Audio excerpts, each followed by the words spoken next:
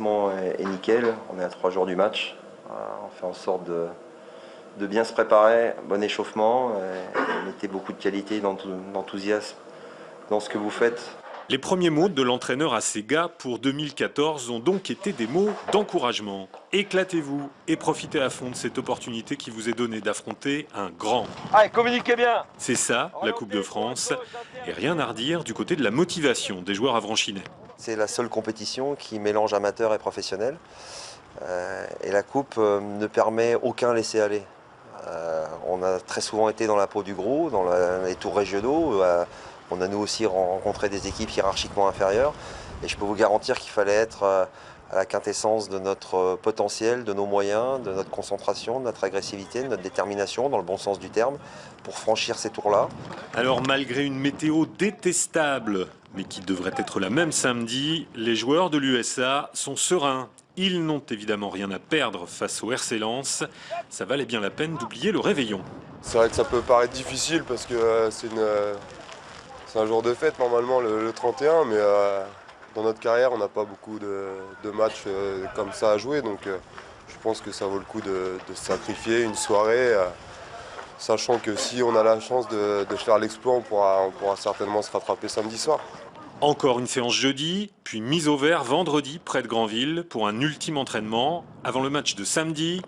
Coup d'envoi à midi.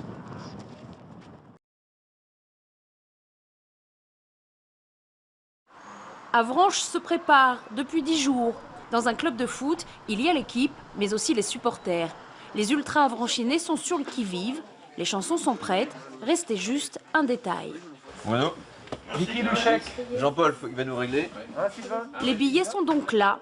Sur 4860 places, le club a déjà presque tout vendu. Il y aura donc 5 fois plus de monde que d'habitude. On va tout donner, il n'y a aucune crainte. Mais il faut qu'il arrive à une communion. Nous, l'intérêt, c'est que même si on a un noyau dur, il faut que tout le reste puisse suivre. Donc pour ça, il faut que les joueurs nous aident, il faut que les joueurs marquent. Et on est là pour ça. Il va falloir qu'on s'organise, d'où l'importance d'arriver plus vite, pour qu'on puisse tirer sur l'avant-bras. Dernier débriefing aussi, pour déployer en tribune le tifo. Cet immense drapeau aux couleurs d'Avranches que leur fabrique une couturière amie. Il sera déployé à l'entrée des joueurs, sur le stade. Voilà ce que ça fait. Ok. Oh, c'est bien. Ouais, le restant... On avait combien de bandes déjà? On en est 4 bandes. 4 bandes, d'accord. De 1,40 m de large. Ouais, ça va 7 mètres de hauteur. Ça va faire déjà quelque chose d'impressionnant. On s'active aussi auprès des tribunes. Quand on reçoit un grand club de Ligue 2, rien n'est laissé au hasard. Nous, on a encore le terrain à préparer. Notre service à nous, il y a tous les traçages. On ne sait pas si on doit le tondre ou pas. Normalement, on ne va peut-être pas le tondre, parce qu'il y a des normes aussi à respecter par rapport à la hauteur du gazon. Lens n'a qu'à bien se tenir. Les cages d'Avranches sont prêtes pour ces 32e de finale de la Coupe de France. Perdu ou gagné, ce sera la fête et le match de l'année.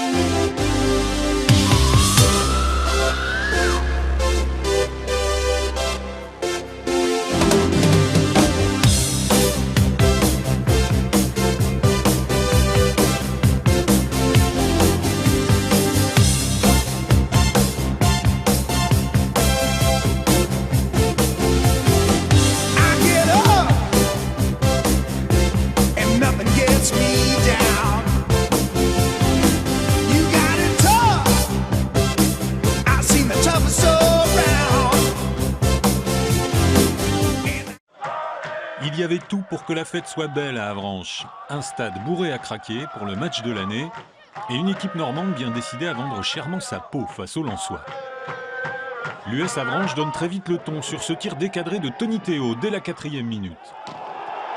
Les amateurs tiennent le coup pendant toute la première période avec juste cette alerte à la 41e, mais Simon Lugier capte bien le ballon. Mi-temps et message de l'entraîneur à ses joueurs.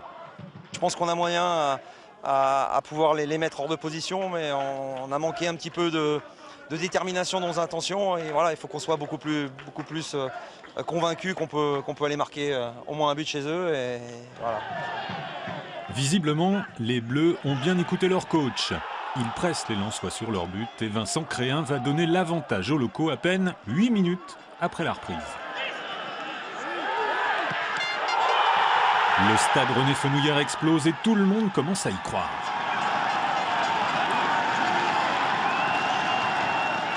Sauf qu'il ne faut pas la raconter au sang et or qui temporisent, laissent passer l'orage et vont tout plier dans les 10 dernières minutes. D'abord, grâce à Adamo Koulibaly. 2 minutes plus tard, Deme Ndiaye donne l'avantage aux Lensois.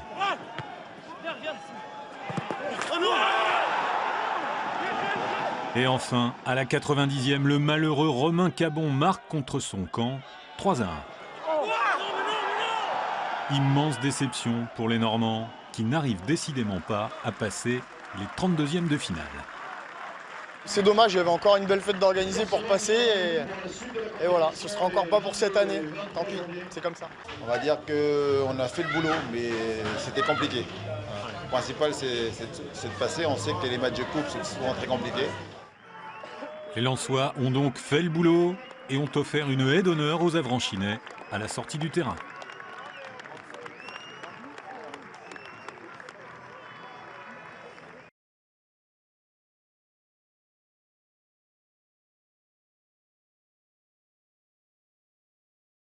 On revoit les buts de cette rencontre, c'est voilà, le moment important, 53e minute. Quelle double action pour les Avranchinais. D'abord la parade, Steve, de Rudy Rio.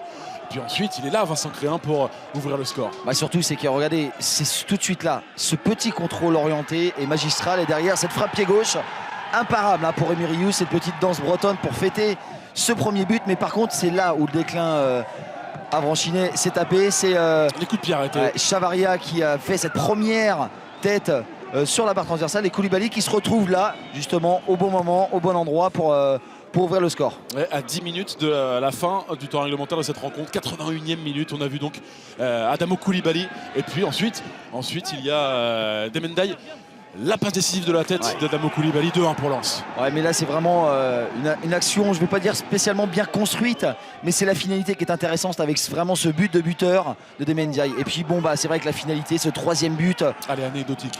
Elle est anecdotique dans le sens, en plus, c'est vraiment le signe, le fait que ça soit un but contre son camp.